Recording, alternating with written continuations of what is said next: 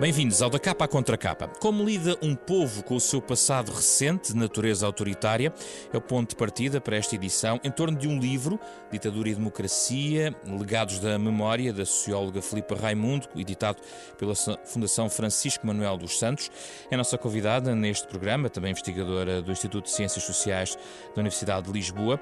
E convidámos também José António Barreiros, advogado, longa carreira, trabalhou com Salgado Zenha no governo, logo após o 25 de Abril, e foi secretário do Conselho de Ministros, liderado por Pinheiro de Azevedo. Tem, portanto, uma testemunha direta do verão quente, conheceu essa transição por dentro, tem agora também, naturalmente, um olhar suficientemente distanciado para trazer a sua reflexão sobre este tema que nos vai ocupar nos próximos 30 minutos.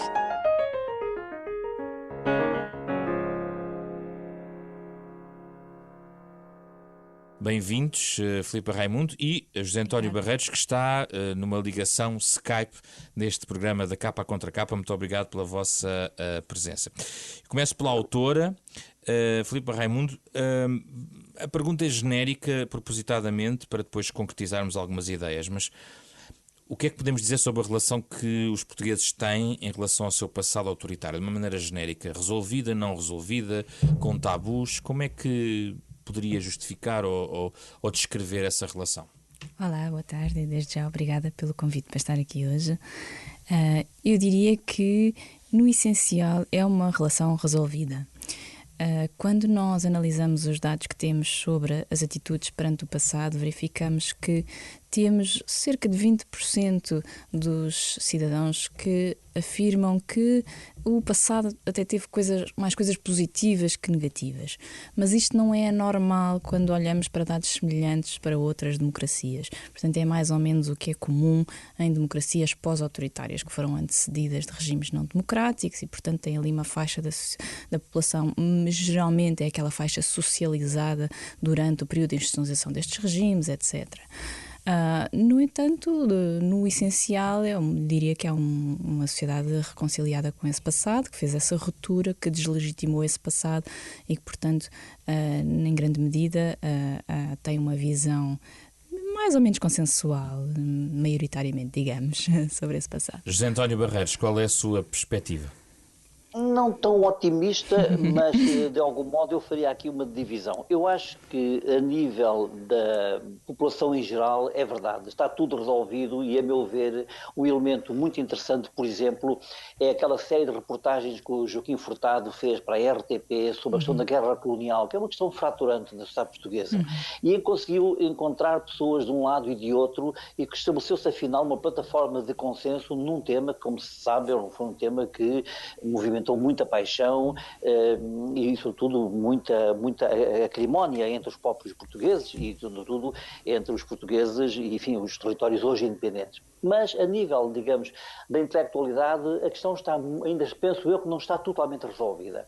Nota-se, por exemplo, na historiografia, alguma dificuldade, por exemplo, em reconhecer certas particularidades do passado que foram positivas, não há que sofismar as questões tal como se colocam. Há temas, por exemplo, como a investigação sobre, por exemplo, as temáticas da polícia, encontram sempre também aqui alguma restrição nos meios académicos por se supor que isso significa uma legitimação das instituições repressivas e, portanto, eu penso que ainda vai levar algum tempo até que se estabeleça, efetivamente, uma objetivação da questão, uma análise mais fria da questão e, porventura, menos ideológica, porque a questão, e eu termino dizendo, talvez as questões ideológicas ainda sejam muito presentes e a condicionar muito, efetivamente, a objetividade da análise. Há uma parte substancial da nossa conversa que vai resvalar para a questão quase jurídica, porque há a questão sobre a forma como houve ou não julgamentos, mas eu gostaria de começar pela parte política e a transição. Filipa Raimundo lembra-nos no livro os casos comparados de Espanha, Brasil, Grécia, RDA, Checoslováquia e remete-nos para um quadro que também não é despeciente, tem a ver com a transição por negociação, no fundo, de elites. E isso tornou a transição portuguesa, digamos, da ditadura para a democracia relativamente suave ou, digamos, aquilo que nós entendemos à distância e não só como PREC, tornou-a demasiado acidentado por comparação com outros países? A questão é para mim.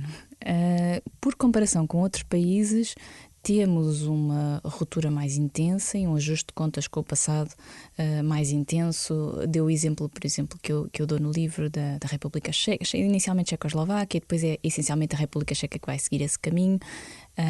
A Alemanha de Leste, a Grécia, são rupturas mais profundas e que geram maior convulsão na sociedade. A parte mais associada à radicalização política acontece paralelamente e vai se entrecruzar com o processo de ajuste de contas, mas é específica muito da nossa transição democrática.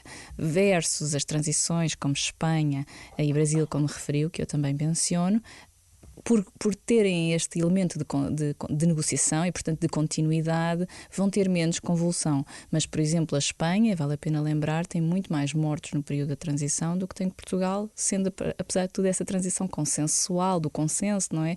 Que evita a ruptura e que faz uma negociação com as elites, por ter outras questões, nomeadamente que têm a ver com a administração territorial do Estado, vai ter muito mais mortes e, portanto, mais violência do que a transição portuguesa. Portanto, há aqui outras questões paralelas que não têm apenas a ver com o ajuste de contas com o passado, que estão a decorrer no processo de democratização. Sim. E que baralham um bocadinho. O ajuste de contas pode passar, vai desde a tal lista de restrições de direitos políticos que existiu até aos saneamentos. Exato. Não é? Portanto, é um processo gradual e que depois também culmina mais tarde numa certa normalização, que permite a uma certa elite económica regressar. Portanto, Exato. este é um quadro gradual. José António Barreiros viveu isto muito de perto. Como é que foi feita, o que é que correu bem, ou como é que foi feita esta transição, sendo que houve também integração de personalidades e algumas políticas que tinham estado no antigo regime e que acabaram por também ter um papel já em democracia no sistema parlamentar partidário? Sim, eu acho que eu concordo com o Filipe Raimundo na análise comparada que ela faz, concordo inteiramente. No nosso caso específico, esta transição tem algumas especificidades pelo seguinte. Em primeiro lugar, o antigo regime caiu de podre, ninguém pegou em armas por ele, não houve como da transição da monarquia para a república, enfim, não houve um Paiva Coceiro que tenha feito incursões para estabelecer a monarquia, não houve nada disso. Mesmo o que houve, de facto, foram tentativas de surgimento, mas em reação agora sim ao modelo de sociedade que se iria consolidar, nomeadamente a partir do momento em que surge o 11 de março e toda a aceleração revolucionária, surgem então reações de extrema-direita, enfim, e não só de extrema-direita, enfim, de direita e de extrema-direita por oposição. Mas em relação à questão que coloca, é verdade, foi uma solução de conveniência, mas nisso não fomos muito diferentes do que se passou anteriormente. Isto é, houve sedimentos, houve pessoas que foram afastadas dos lugares, mas lentamente, não só a nível, digamos, das grandes famílias regressaram e outras novas famílias começaram a ocupar o seu lugar, mas muitas pessoas ligadas claramente até ao aparelho repressivo do regime acabaram por ser agraciadas direta ou indiretamente. E algumas até vieram a desempenhar cargos significativos e bastante relevantes.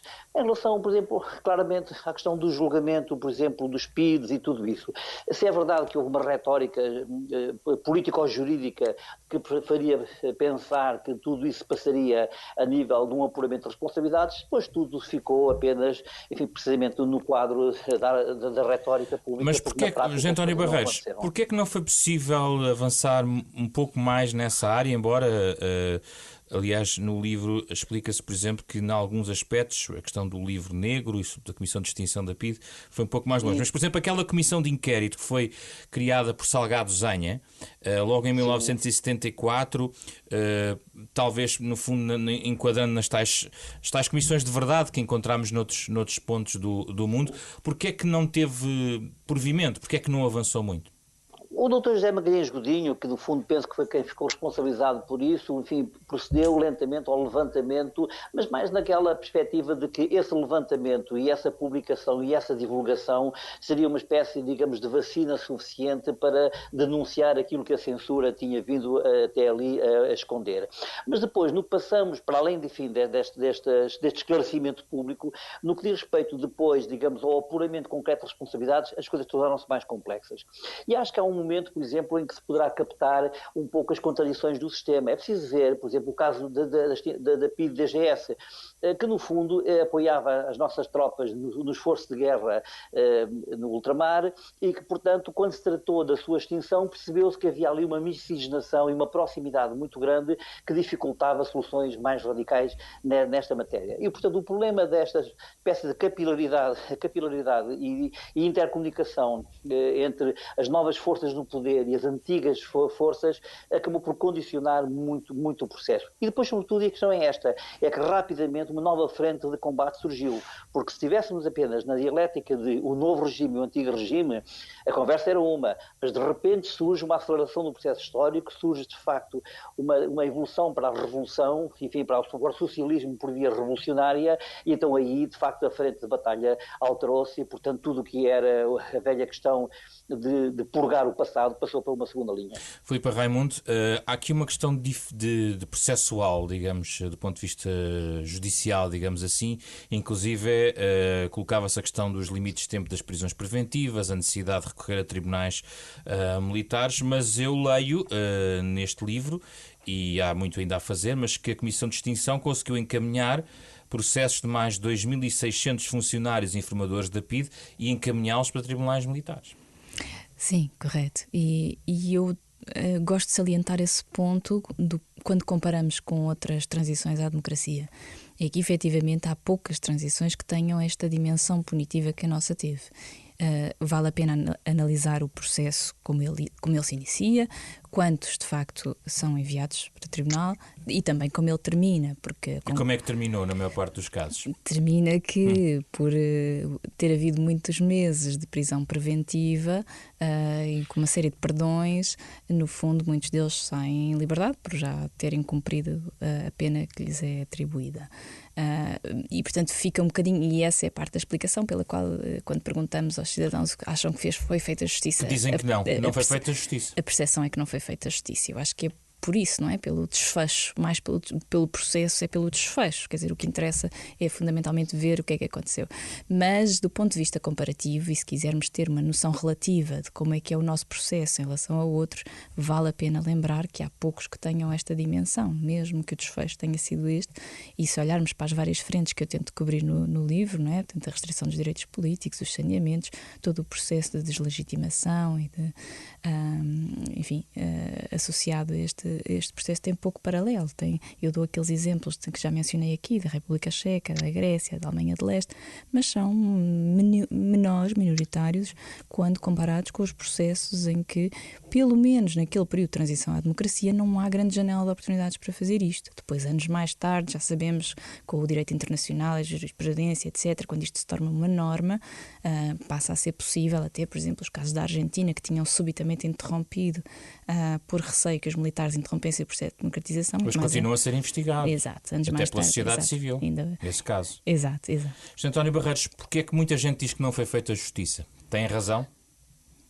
Sabe, a Filipe Raimundo observa uma coisa que tem uma contemporaneidade total, isto é, em Portugal, talvez seja um resquício da Inquisição, o processo, enfim, judicial, policial, o processo passou a ser uma realidade em si. Isto é, alguém ser detido, e neste caso preso preventivamente, acaba por equivaler à única condenação que sofre, porque o destino final, ser condenado ou absolvido, deixa de ser interessante, porque é aquela prisão preventiva que passa a valer. Alguém está sujeito a um processo anos a fio, que nunca mais se resolve em termos de uma decisão definitiva, passa a ser, em termos de estigma social, em termos de, digamos, da carga punitiva, psicológica sobre a pessoa, a sanção que lhe é aplicada. E, portanto, fica sempre sempre na comunidade a ideia de que, esperando uma decisão final, ela não surge. E fica nos próprios a ideia de que, apesar de tudo, sofreram aquilo que acabou por ser a sua verdadeira condenação. Ou seja, de fundo, se eu tentasse encontrar aqui um denominador comum,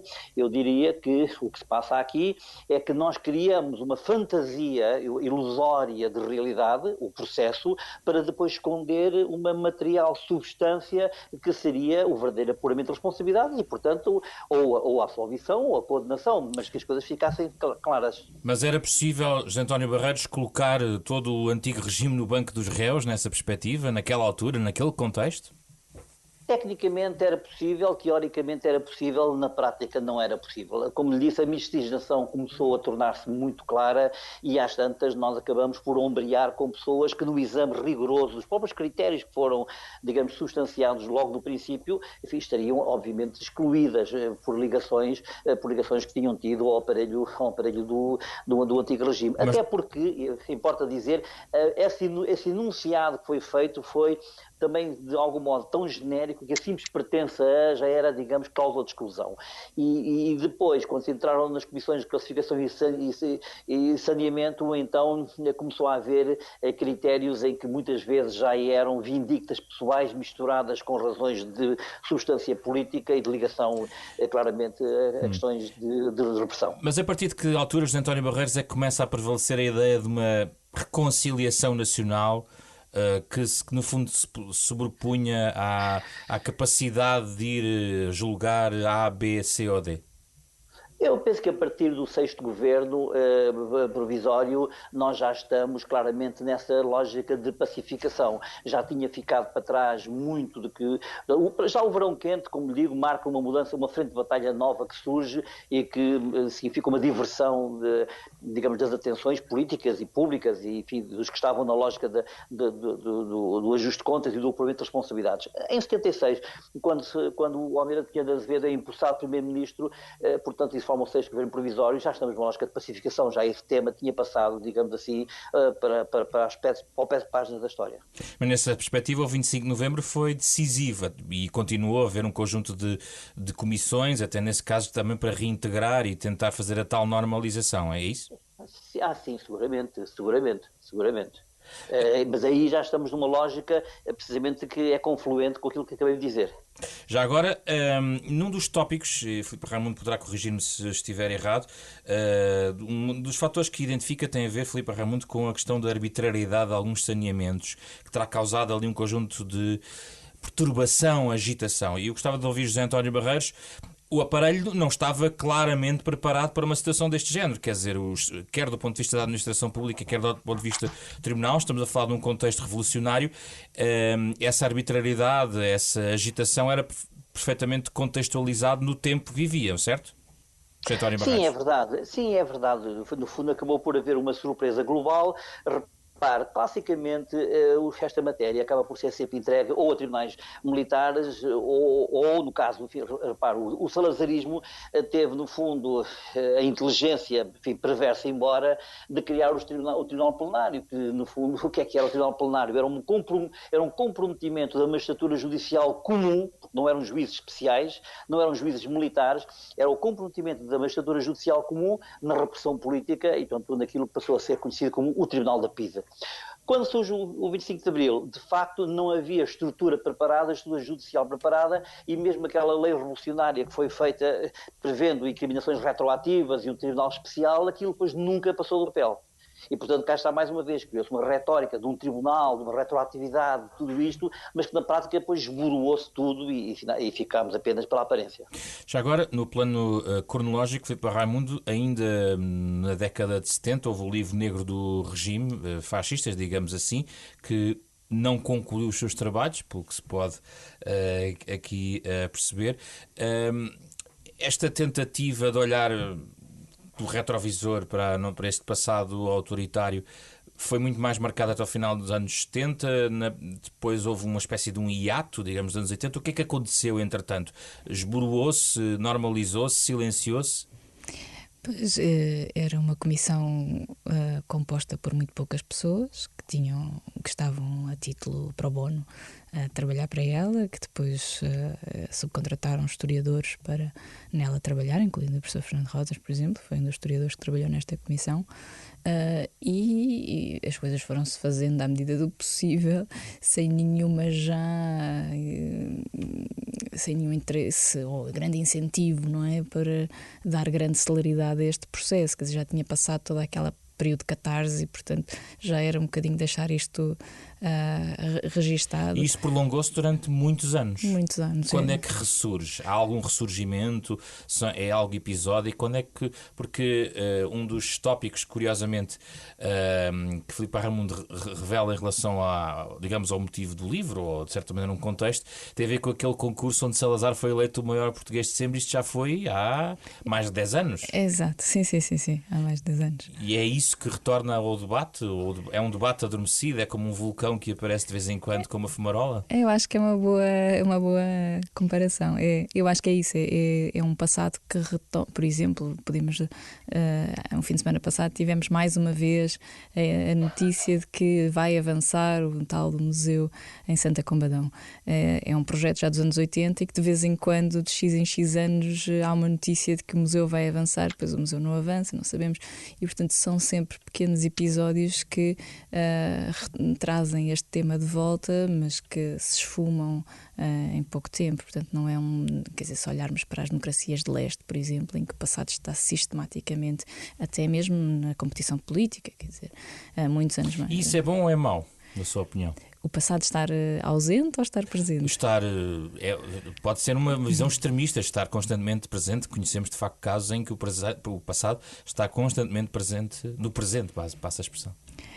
É dizer, se olharmos, se eu seguir aqui a lógica que lhe estava a indicar, de pensarmos um bocadinho nas democracias de leste, estou a pensar nos casos onde o passado está mais presente, não é por bons motivos, não é? Porque ele é muito instrumentalizado e é muito mobilizado por quem se sentiu excluído da transição e de alguma forma agora quer repor uma outra narrativa, que foi uma narrativa que foi mais marginalizada e nomeadamente associada a um governo que está ligado à extrema-direita e aos populismos, etc. Portanto, não é necessariamente positivo para a democracia. Qual é a sua perspectiva, José António Barreiros? É preciso falar mais do passado? É preciso investigá-lo? O que é preciso fazer em relação ao passado? Eu acho que é indispensável, em primeiro lugar, que o passado esteja presente sem qualquer espécie, digamos, de rebuço, sem qualquer espécie de a priori, para que se faça um balanço objetivo das coisas. É preciso que haja uma objetivação na análise, como já disse há pouco, não quero repetir-me, e é preciso, sobretudo, que se saiba distinguir alguns planos. Por exemplo, vou concretizar para que se perceba o pensamento. O salazarismo. Há que distinguir do salazarismo aquilo que foi a política interna do ponto de vista da segurança do Estado, e sobre isso está muito tudo dito, ou muito dito, enfim, o essencial está já afirmado, mas, por exemplo, há que distinguir aquilo que foi a política externa portuguesa que permitiu que Portugal fosse poupado ao esforço de guerra e ao sacrifício da guerra. Ora bem, há também que distinguir, por exemplo, o plano de fomento que permitiu que Portugal, em poucos anos, e obviamente em anos difíceis, como os anos 40, conseguisse ter, a nível das obras públicas, dos equipamentos sociais, em geral, um nível de qualidade e de crescimento extremamente significativo, etc. Portanto, eu quero dizer que esse passado tem que ser claramente analisado, separando as coisas e não deixando que umas impeçam, efetivamente, outras. E, portanto, para que não fiquemos à mercê, precisamente como esse inquérito que foi levado a cabo, se eu não estou em erro, para a revista Visão, em que toda a gente, algum estava na expectativa que, digamos, a figura do século fosse Mário Soares, e de repente, para grande surpresa, até porque, vindo de onde veio o inquérito, surgiu Oliveira Salazar. Ora, e esta é que é a questão, e nunca se meditou claramente o que é que terá levado num inquérito que, apesar de tudo, tinha uma certa perspectiva de resultado e acabou por ser conduzido e obteve um resultado completamente e diametralmente oposto. E, portanto, essa meditação do que é que há no psiquismo dos portugueses, que afinal não tem nada a ver com aquilo que é a ideologia disseminada nas elites culturais, isso é que deveria ser, de facto, meditado. E mais, basta hoje olhar para a situação, enfim, social que se está a viver, perigosíssima, perigosíssima, a meu ver, situação sociopolítica perigosíssima, em que pululam os movimentos que nós todos conhecemos muito bem, e começaram a ouvir, enfim, com a maior das recorrências, o apelo sistemático a que o que faz falta aqui são Oliveiras Salazar, etc. Por isso é que eu pergunto até que ponto é importante a presença desse passado, de alguma forma. Porque, repara, porque no fundo, acho que o Freud explica isto, todo o recalcamento, não é? Todo o recalcamento acaba por ser uma sublimação. Isto é, de tal modo a situação do antigo regime ficou recalcada e não está liberta em termos de uma exposição pública, que de facto acaba por criar até fantasias, até fantasmas, até ilusões distorcidas, assim, à direita, porque efetivamente acabou por ser reprimido à esquerda. Se houvesse, digamos, uma exposição clara, as pessoas acabariam por formar uma ideia, melhor ou pior, e a pacificação existiria. Mas há alguns filtros, até do ponto de vista legal. A Constituição não permite, por exemplo, um partido com uma ideologia de extrema-direita. É a Constituição que o proíbe. Sim, mas isso para mim não me faz, digamos, espécie, só faz espécie é que, digamos, os extremismos sejam configurados, digamos, numa certa lógica, como se apenas um deles fosse perigoso. Percebo que num país historicamente situado como Portugal, esse extremismo de direita tem uma recorrência de um regime que foi abatido e, portanto, como tal, enfim, seria um pouco o mesmo da proibição constitucional de repescar a monarquia, digamos, alterando o regime republicano. Mas também ninguém está a pensar que com isso se conseguiria o estabelecimento de um partido fascista, mas sim, pura e simplesmente, digamos, uma exposição do passado. E até diria mais, não querendo alongar-me na resposta. Eu acho que aqui é uma questão de semântica que devia ser finalmente posta nos seus devidos termos. O Manuel de Lucena, que foi um dos mais lúcidos espíritos desta geração, enfim, à qual eu pertenço, foi muito claro a dizer, atenção, em Portugal não houve fascismo, porque para haver fascismo tem que haver movimento fascista. Ora, não nos confundamos, Salazar era um católico conservador, não era um pagão revolucionário. Salazar queria ordem, paz e tranquilidade das famílias e das ruas e não queria a revolução permanente. E a primeira coisa que ele fez, mal teve possibilidade para isso, foi mandar prender o Rolão Preto, esse sim, o nacional sindicalista, esse sim, que pretendia um regime fascista. Ora, quando nós continuamos a insistir antigo regime igual a fascismo, nós estamos no plano da semântica, portanto, a criar uma ideia que acaba por falsear a realidade e contaminar a análise. Filipe Raimundo, sobre esta necessidade do passado estar presente, até porque em 2019 poderá ser inaugurado o Museu de Peniche, não é? Portanto, a Fortaleza, isso também levou a um debate recente, mas sobretudo esta dinâmica política do contemporânea, que é: este é um país onde neste momento não existe uma movimentação política de extrema-direita declarada, quer dizer, com base em nada do que possa ter acontecido no passado. De certa maneira, não há aqui também um ajuste de contas com o próprio passado que tem que existir? É difícil fazer a relação entre uma coisa e a outra.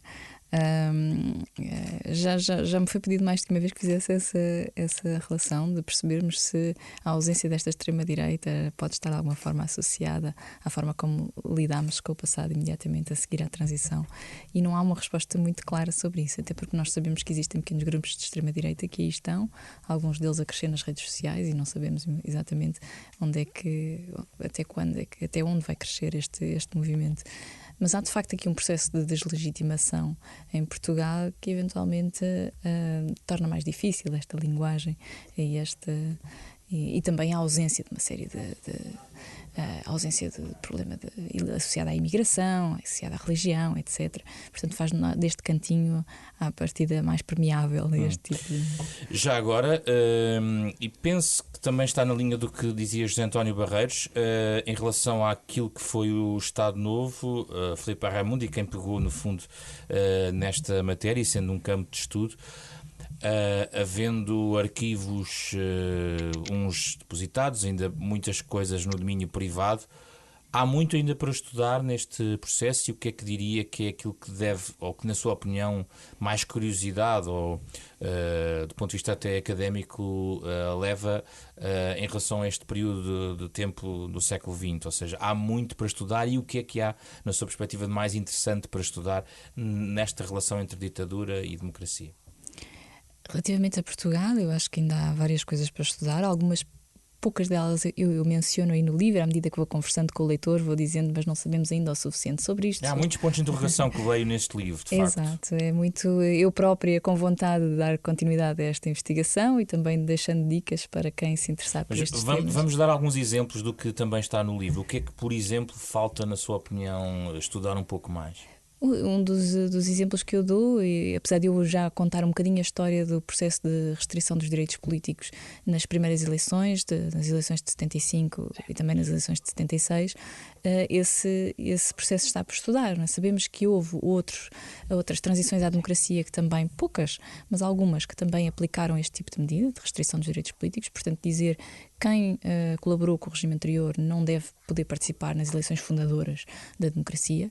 Nós tivemos esse processo, mas sabemos muito pouco sobre ele, como é que isto de facto foi implementado, como é que os partidos reagiram a isso internamente, como é que geriram isso, que eventualmente que impacto é que isso teve sobre as primeiras eleições. Teria sido diferente se não tivéssemos tido esta restrição? Ela teve algum efeito na representação que tivemos na Assembleia Constituinte? José António Barreiros, a sua geração pode fazer mais, dado que viveu estes tempos, pode fazer mais para trazer mais verdades sobre este período histórico? Teoricamente sim, na prática não sei se não estará já não estão instaladas duas coisas. Por um lado, já há uma certa preguiça intelectual nas pessoas que acabaram por se burguesar e, portanto, como tal, vivem hoje as delícias, enfim, dos lugares que conquistaram, das famílias que constituíram, de um pessimismo muito grande, enfim, pulula um bocado por aí a lógica do não foi para isto que se fez o 25 de Abril, que é uma lógica muito demissionista. E, portanto, penso que por aí, por outro lado, enfim, penso que por aí há uma limitação. E depois há uma segunda limitação, que é a limitação, digamos, do compromisso. Isto é, há pessoas que, de algum modo, acabaram por estar hoje em situações que lhes tolhem muito a liberdade de expor e, por outro lado, enfim, os estragos da memória, não é? Porque, apesar de tudo, é uma geração que já começa a ter a idade que tem, já estamos nos 70 anos e, portanto, já confundem muito aquilo que foi a realidade daquilo que gostariam que fosse a realidade. Mas, enfim, ainda há espíritos lúcidos, seguramente. Sugestões para quem quer saber mais, ler mais, ver mais? Comece por si, Filipe Raimundo. Bem, eu trouxe então duas sugestões. Não são sugestões muito atuais, são sugestões, tanto um livro como um filme que saíram há sensivelmente 10 anos, um pouco mais, mas que coincide também com o momento em que eu comecei a trabalhar estes temas, portanto tem pelo menos essa atualidade. Um deles é um filme, chama-se As Vidas dos Outros, e é um filme, bem, curiosamente acabei por trazer duas referências sobre a Alemanha, não foi intencional, e As Vidas dos Outros é sobre a Alemanha de Leste e conta a história de como é que funcionava a repressão, de alguma maneira, durante o regime comunista, e termina com aquilo que aqui este livro trata, que é o depois, os arquivos, o acesso aos arquivos, o efeito que isso pode ter nas relações quando se decide abrir os arquivos de um regime e permitir que qualquer um aceda aos seus conteúdos. Uma gestão complicada, um tema que por acaso o livro não aborda e que é interessante de abordar. O outro é um livro intitulado As Benevolentes, de Jonathan Little, que conta sobre a Alemanha, mas a Alemanha nazi, e que é a história de alguém que trabalha para as SS por acaso, que entra completamente no sistema, que é bastante responsável pelo que se passa. Portanto, é uma história inventada, não é? Mas que faz esta reflexão a posteriori sobre o seu papel, não mostra grande arrependimento, assim, acima de tudo não se acha responsável, porque é a história da vida. Foi ali parar, fez o seu papel e, portanto, o que eu acho interessante sobre este livro é que não é a história a preto e branco, não é o bom e o mau, é complexa, é dura, é difícil de ler, é pesada em todos os sentidos. É um grande volume. José António Barreiros. Eu trazia um filme que me impressionou muito e que acho que contém, para usar uma frase que penso que é de um filme do Bergman, o ovo da serpente, ovo no qual se contém a totalidade da serpente. E o filme é o 1900, do Bernardo Bertolucci. É um filme extenso, é um filme, no entanto, que cobre exatamente o tema, e é como é que surge o fascismo como fenómeno social e depois como fenómeno político e como fenómeno revolucionário e como fenómeno contra-revolucionário. Eu acho que é interessante, enfim, acho que esse filme, para mim, encheu as medidas e poderia dizê-lo que vale a pena olhar para ele. É um filme que não perde, pelo contrário, ganha a atualidade. Muito obrigado, José António Barreiros, Filipe Raimundo. Gosto de tê-los aqui no Da Capa à Contra Capa, onde falámos sobre a ditadura e a democracia. Este é um programa da Renascença em parceria com a Fundação Francisco Manuel dos Santos, para ouvir ao sábado de manhã, às 9h30 da manhã. Também depois, a qualquer momento, pode ouvir na sua versão integral em rr.sap.pt, em podcast, nas plataformas digitais habituais e também na nova aplicação da Renascença. Ouvimos em fundo as notas de Mário Lajinha, autor do genérico do programa, com Carlos Vermelho, André Peralta, Ana Marta Domingos e José Pedro Frazão. Regressamos na próxima semana para mais um debate neste Da Capa à Contra Capa.